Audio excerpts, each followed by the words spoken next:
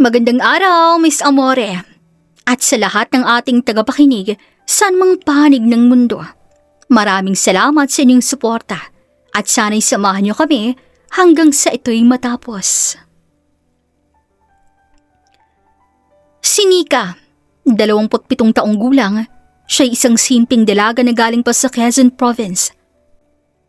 Lumaki siyang sanay sa hirap, tumutulong sa bukid, alaga sa mga nakababatang kapatid at paminsan-minsay nagtitinda sa palengke para lamang may pandagdag sa gastusin ng pamilya. Kaya nang mabigyan siya ng pagkakataong makapagtrabaho sa Manila, ilang taon nang nakalipas at hindi na siya nagdalawang isip. Bit-bit ang pangarap na makaahon sa hirap, iniwan niya ang probinsya. Pero hindi naging madali ang lahat. Palipat-lipat siya ng trabaho. Sales lady, encoder, production helper, hanggang sa tuluyan siyang nailipat ng kumpanya sa Pampanga. Doon siya napadpad, kasama ang 3 pa niyang katrabahong babae.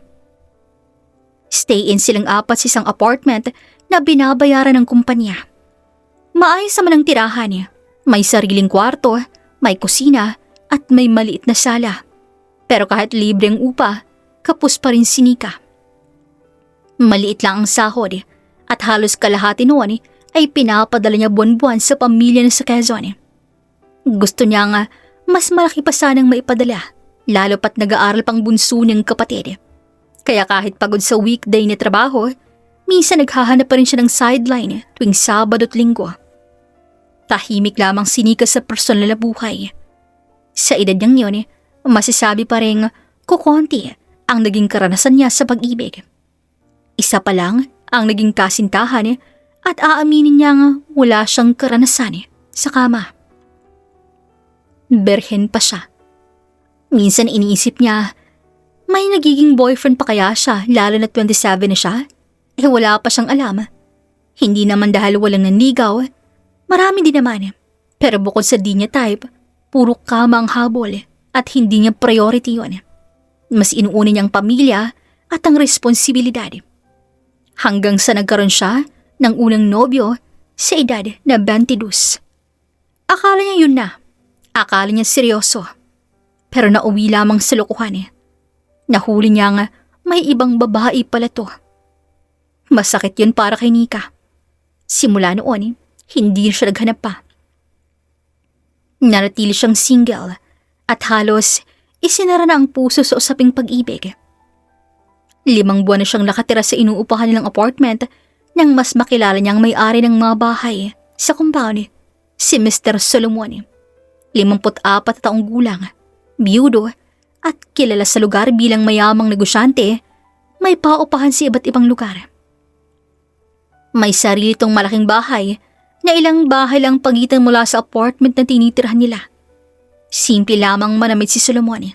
Madalas naka-polo shirt at tsinelas lang kapag umiikot sa mga paupahan niya.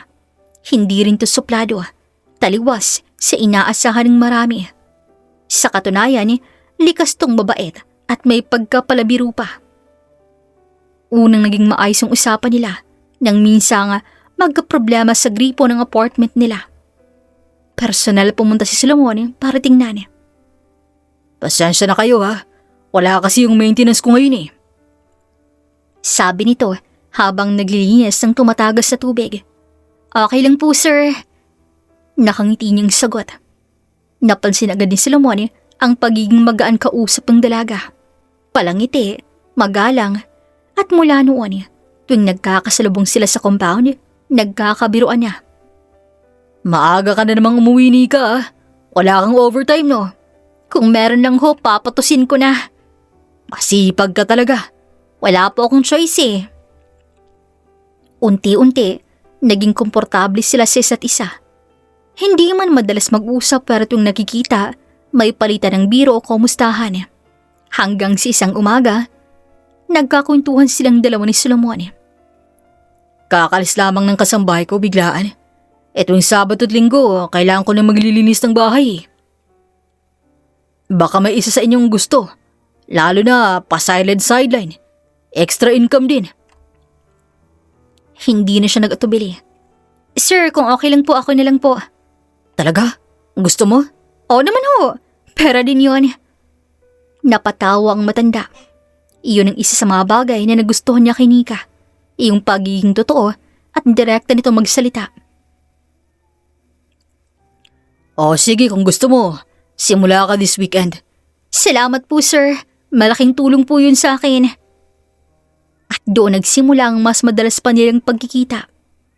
Tuwing Sabado ng umaga, maagang pumupunta si Nika sa bahay ni Solomon.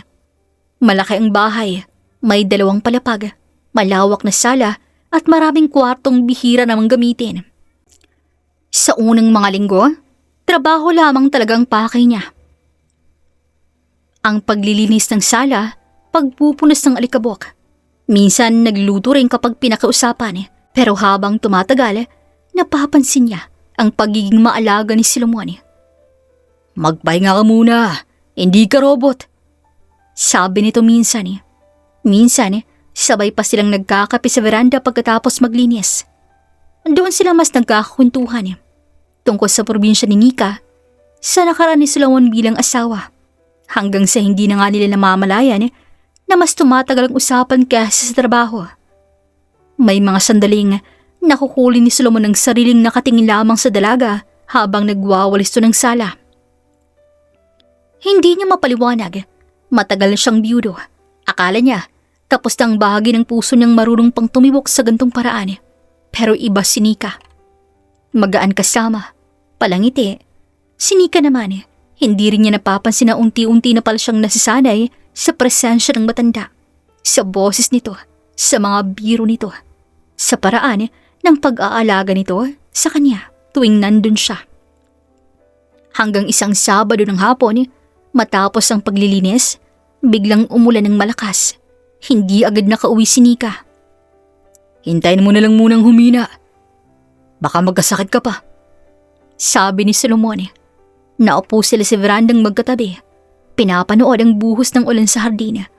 At sa unang pagkakataon sa loob ng 5 buwang pananatili niya sa Pampanga, may kakaibang init na naramdaman si Nika sa tabi ng matanda. Isang pakiramdam na hindi niya inaasahan. Nagpatuloy ang mga sumunod na linggo sa parehong ritmo sa buhay ni Nika at Solomon. Unti-unting nagiging mas malalim ang samahan. Tuwing Sabado at Linggo, maaga pa lang ay naroon si Nika sa bahay ng matanda. Kabisado niya na ang galaw sa loob, kung saan nakalagay ang mga panlinis, inuuna at anong oras karaniwang nagkakape si Solomon sa veranda. Hindi na rin sila ilang sa isa't isa. Madalas, habang naglilinis si Nika, nagkukwento si Solomon tungkol sa nakaraan niya, kung paano niya itinayo ang paupahan, kung gaano niya kamahalang yumaong asawa, at kung paanong biglang nagbagong lahat ng mawalato. At kung paano na lahat ng anak nila ay parang nakalimutan na siya. Tahimik lamang na nakikinig si Nika. May mga sandaling naaawa siya sa matanda. Sa laki ng bahay, ramdam na ramdam ang pag-iisa nito. Hanggang sa dumating ang Sabadong nagbago ang lahat. Maagang dumating si Nika, pero pagpasok niya ng bahay, napansin niyang walang ilaw sa sala. Tahimik. "Sir?" Tawag niya ngunit walang sumagot. Kinabahan siya. Dahan-dahan siyang umakyat sa 2 palapag at kumatok sa kwarto ni Solomon. Bahagyang nakabukas ang pinto. Pagpasok niya, bumungad ang matanda na nakahiga. Pawis na pawis at namumutla. "Sir?" Mabilis niyang lapit. Hinawakan niyang noo nito at mainit, nilalagnat. "May gamot po ba kayo?" Mahina tong umiling. Hindi na siya nagpatumpik-tumpik. Bumaba siya at kumuha ng tubig. Naghanap ng bimpo at pinunasan ng noo ng matanda. Bumili rin siya ng gamot sa butika sa kanto. Buong araw niya tong inalagaan. Pinakain ng lugaw, pinainom ng gamot sa tamang oras. Pinupunasan kapag pinagpapawisan. Pagsapit ng gabi, hindi pa rin bumababa ang lignat. Umuwi ka na. Anong oras na? Sabado naman po. Wala akong pasok bukas. Dito muna ako magbabantay. Doon unang naramdaman ni Solomon ang kakaibang init sa dibdib niya. Hindi dahil sa lagnat, kundi sa presensya ng dalaga. Sa magdamag, hindi siya iniwan ni Nika. Natulog lamang to sa monoblock chair sa gilid ng kama. Tuwing gigising siya, naranto. Binabasa ang bimpo, inaayos ang kumot niya o titingnan kung may kailangan siya.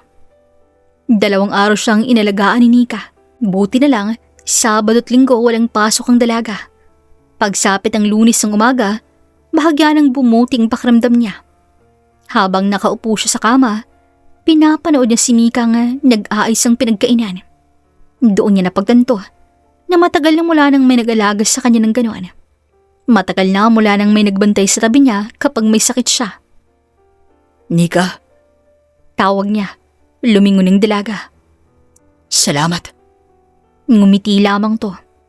Wala yun, sir. Mabait naman po kayo sa akin eh. Pero para kay Solomon, hindi lamang yun simpleng kabaitan. May lalim, may malasakit, at may presensya nga matagal niya nang hindi nararamdaman. Lumipas ang mga araw, mas naging malapit sila pagkatapos ng pangyayaring yun. Mas personal ang usapan nila. Mas komportableng katahimikan kapag magkasama sila. Hanggang sa isang hapon, napansin ni Solomon na hindi mapakali si Nika habang naglilinis. Namumugto ang mga mata, halatang umiiyak. Nika, may problema ba? Mahinahon yung tanong. Hindi agad sumagot ang dalaga. Pero maya-maya, tumunog ang cellphone nito. Sinagot niya yun sa harap ni Solomon. Pagkarinig pa lamang niya ng boses sa kabilang linya, bigla siyang napakagulgol. Opo, Nay, ano po? Kailan po? Ilang segundo pa, tuloy na nga siyang napaupo habang umiiyak. Pagkababa ng tawag, halos hindi ito makapagsalita. Lumapit si Solomon. Anong nangyari? Wala na po si tatay. Parang gumuho ang mundo ng dalaga sa sandaling yun. Hindi niya napigilan ng maiyak. Naawa si Solomon. Tahimik lamang hinayaan tong umiyak sa kanyang harapan. Maya-maya, saka ito nagsalita ulit. Umuwi ka na muna. Papayagan ka naman sa pinagtatrabuhan mo. Kinabukasan nga, hindi pumasok ng trabaho si Nika. Nasa apartment lang, umiiyak. Doon nalaman ni Solomon ang buong sitwasyon matapos kausapin ng isa sa kasama nito sa bahay. Hindi pala ito makauwi dahil walang pera. Pinadala niya pala lahat ng pera niya para sa burol ng ama. Hindi na siya nagdalawang isip. Kinahapunan, pumunta si Solomon sa apartment. Nagulat naman si Nika nang makita siya sa labas. Sir, bakit po kayo nandito? Mag-impake ka na. Po? Uuwi tayo sa inyo. Ihahatid kita. Sir, hindi na po. Nakakaya. Tsaka malayo po. Quezon pa... Mas nakakaya kung hindi ka makakadalo sa buro lang tatay mo. Magdadrive ako. Huwag kang mag-alala. Malakas pa ako. Sa totoo lang, kahit 49 na si Solomon, matikas pa rin ang tindig nito. Halatang inaalaga ng sarili at sanay sa biyahe dahil sa negosyo. Unti-unting napaiyak muli si Nika. Pero this time, hindi na sa lungkot, kundi sa pasasalamat. Salamat po, sir. Kinagabihan, bumiyahe sila. Mahaba ang daan, tahimik sa loob ng sasakyan. Paminsan-minsan lamang nagtatanong si Solomon kung okay lang ba si Nika o kung gusto nitong huminto muna. Hindi sasagot si Nika, pero hahawakan nito ang kamay ni Solomon. Magka-holding hands sila. Sa kalagitnaan ng biyahe, nakatulog si Nika. Pagod sa iyak at emosyon. Napansin ni Solomon kung paano to napasandal sa balikat niya habang nagmamaneho siya.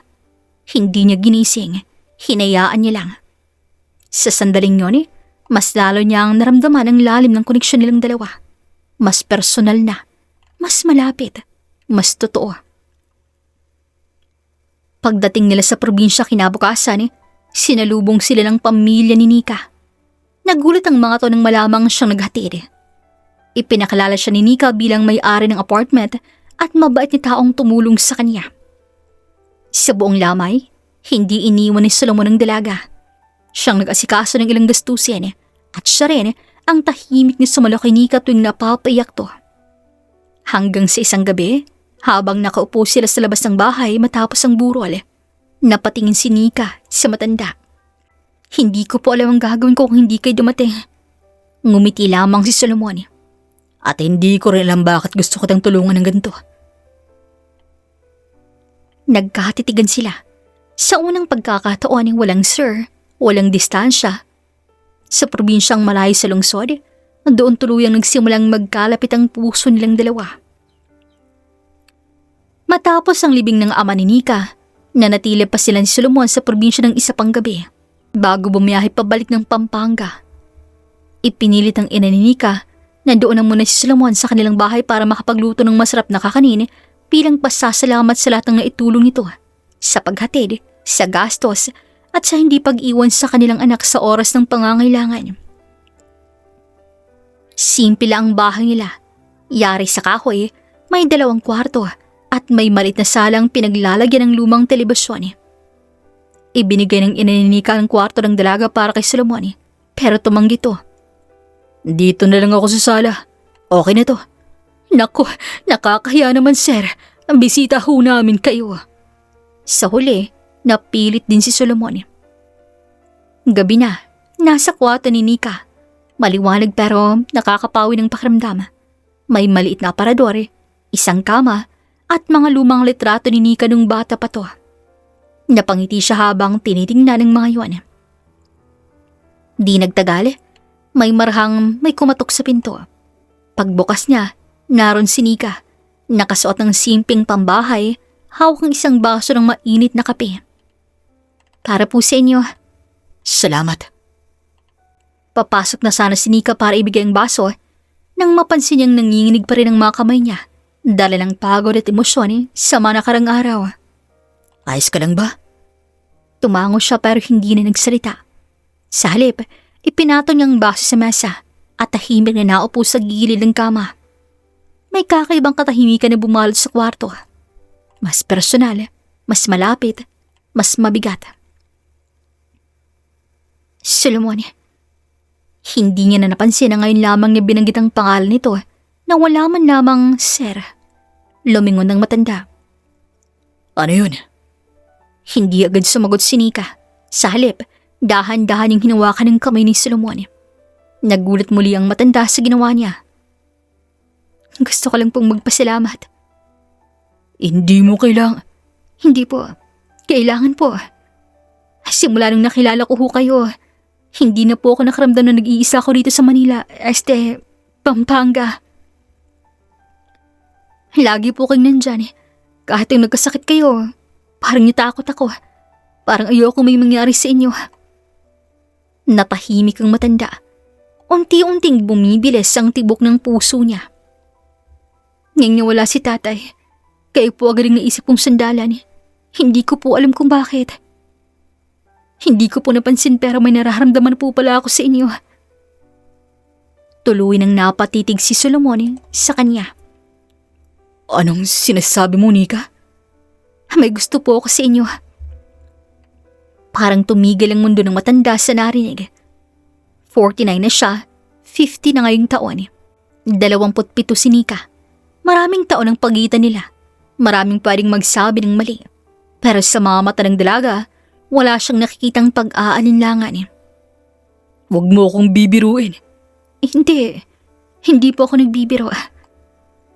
Solomon, kayo lang po yung lalaking pinagkatiwalaan ko muli matapos akong masaktan. Hindi ko po alam kung tama pero sigurado akong totoo. Hindi na nakapagsalita si Solomon. Matagal yung inisip na tapos ng bahagi ng puso niyang kayang magmahal muli. Pero heto siya ngayon, hinahawakan ng isang dalagang kusang lumalapit sa kanya. Dahan-dahan yung itinaas ang kamay at hinaplos ang pisngi ni Nika. Sigurado ka ba? Oo. Sa sandaling yon, nawala ang pagitan ng edad, ng estado sa buhay at ng mga label. 2 taong parehong nasaktan, parehong nag-iisa at parehong nakatagpo ng pahinga sa isa't isa. Dahan-dahang yumuko si Solomon at idinikit ang noon niya sa noon ni Nika. Di nagtagal, kusa nang pumikit ang dalaga. Isang maranghalik ang sumunod, mahina, nanginginig, pero puno ng damdamin. Hindi yun binadali. Parang pagpapatunay lamang ng damdaming matagal nang namumuo. Yumakap si Nika sa kanya. Mahigpit, parang ayaw na muling mawala ng masasandalan. At sa gabing yun, sa kwartong puno ng alaala ng kabataan ni Nika, ibinigay niyang sarili niya, hindi dahil sa bugso ng damdamin lang, kundi dahil sa tiwaling nabuo, sa pag-aarugang napatunayan at sa pag-ibig na hindi nila inaasahang darating sa kabila ng agwat ng edad. Walang salitang nangingibabaw. Nagulat pa si Solomon dahil ang tuluyan ng maangkin ng dalaga, doon niya napaglalaman niya siyang unang lalaki sa buhay nito. At sa pagsikat ng araw kinabukasan, pareho na nga nilang alam na ang ugnayang nagsimula sa sideline at kabaitan ay nauwi na sa pag-ibig na hindi na nga nila kayang itanggi. Mas magaan ang pakiramdam ng dalawa sa biyahe pabalik ng Pampanga. Hindi na tulad ng unang punta nila sa probinsya na puno ng lungkot at pag-aalala. Ngayon, may katahimikan pa rin sa loob ng sasakyan pero ibang klase na. Paminsan-minsan, nakuhuli ni Solomon ang sariling sumusulip kay Nika habang nagmamaneho. Ang dalaga naman, tahimik lamang nakatanaw sa bintana pero may ngiting hindi maalis sa labi. Pareho nilang alam na may nagbago na sa pagitan nila at hindi na yun basta mawawala. Pagdating sa compound, bumalik ang lahat sa dati pero may bagong lihim silang dalawa. Nagpatuloy si Nika sa trabaho niya sa kumpanya tuwing weekday. Maagang pumapasok, gabi nang umuwi at patuloy na nagpapadala ng pera sa pamilya. At gaya ng dati, tuloy pa rin ang sideline niya tuwing Sabado at Linggo sa bahay ni Solomon. Pero ngayon, hindi na yun basta sideline lang. Tuwing Sabado ng umaga, pagdating niya sa bahay, sasalubungin siya ni Solomon na may nakahandang almusal. Hindi ka pa nagkakape, no? Hindi pa po. Alika muna dito bago ka maglinis. Minsan sabay silang kumakain. Minsan nagkakape sa veranda. Mas tumatagal ang usapan nila kaysa sa paglilinis. Mas marami na ring tawanan. Mas maraming lambingan sa tinginan na hindi kailangan ng salita. At sa tuwing pagkatapos ng maglinis, doon nila inilala ng oras para sa isa't isa. Doon nila mas naipaparamdam ang lambing na hindi nila mailantad sa iba. Sa mga gabing magkatabi sila, pakiramdam ni Solomon ay bumabata siya ng ilang taon. Mas madalas siya siyang ngumiti. Mas naging maalaga sa sarili. Minsan nga, napansin pa ng mga kakakilala niya sa compound. Parang blooming ka ngayon, Solomon. Biro ng isa ng kaibigan. May sekreto ka ba? Ngumiti lamang siya at hindi sumasagot. Pero sa loob-loob niya, alam niya ang dahilan. Si Nika rin, hindi nakaligtas sa mapanuring mata ng mga kasama sa apartment. Napapansin nila nga, mas madalas tong nakangiting mag-isa, mas ganado sa trabaho. At minsan kapag Sabado ng umaga, parang excited pa tong umalis. Girl, parang may love life ka na. Biro ng isa niyang roommate. Nako, wala to. Tanggi niya sabay tawa. Pero hindi niya kayang itago habang buhay. Hanggang sa isang gabi, nagkayaan silang apat na mag-inuman sa sala ng apartment. Doon muling napunta ang usapan sa kanya. Umamin ka na, Nika. Ibang-iba ka na eh. Natahimik siya sandali, pero naisip niyang wala namang masama. Hindi naman siya kabit. Hindi naman siya niloloko. Totoong nararamdaman nila sa isa't isa. Huminga siya ng malalim. Sige na nga, may boyfriend na ako. Nagsigaw na agad ang mga to. Ha? Sino? Saan mo nakilala? Kilala niyo siya. Sino nga? Si Mr. Solomon. Parang sabay-sabay silang natigilan. Ang landlord natin? Tumango si Nika. Ilang segundo ring walang nagsalita. Pero hindi galit ang nakita niya sa mukha nila kundi gulat lang. Pero okay naman siya. Mabait yun. Tsaka inaalagaan ka niya, di ba? Oo. Hindi niya ako sinaktan at hindi niya ako minamadali. Nagsimula lamang talaga sa tulong hanggang sa nahulog kami pareho. Basta masaya ka. Support kami dyan. Tsaka halata naman, blooming ka eh. Napangiti si Nika. Gumaan ang pakiramdam. Hindi man lahat makakaintindi, pero sapat ang tanggap siya ng mga taong kasama niya sa araw-araw. Lumipas ang mga buwan, mas tumibay ang relasyon nilang dalawa ni Solomon. Hindi man lantaran sa buong compound, pero hindi na nila tinatago sa mga malalapit sa kanila. Hanggang isang araw, nagiya si Nika. Solomon, uwi tayo sa amin? Bakit? Ipapakilala ko po kayo kay nanay. Hindi na bilang landlord, kundi bilang boyfriend ko. Pagdating nga nila ng probinsya, sinalubong sila ng ina ni Nika. Sa una, akala nito'y bisita lamang muli si Solomon. Pero nang maupo sila at magsalita si Nika, Nay, may sasabihin po ako. Si Mang Solomon po, boyfriend ko na. Ilang segundo ring natahimik ang matanda niyang ina. Sinuring mukha ni Solomon. Pagkatapos, napabuntong hininga. Basta, alagaan mo ang anak ko. Buong puso ho. Ngumiting ina ni Nika. At doon tuluyang natanggap ang relasyon nila. Sa simpleng hapagkainan, walang marangyang selebrasyon pero puno ng basbas. At sa pagbabalik nila sa Pampanga, magkahawak ang kamay nilang naglalakad sa compound. Hindi na amo at sideline helper, kundi dalawang pusong piniling magmahal sa kabila ng agwat ng kanilang edad. At sa bawat Sabado at Linggo na magkasama sila, mas pinagtitibay nilang ugnayang nagsimula sa kabaitan at nauwi sa pag-ibig na panghabang buhay. Miss Amore, dito ko na po tatapusin ang kwento ni Nika at Solomon. Maraming salamat sa lahat ng nakinig and God bless us all.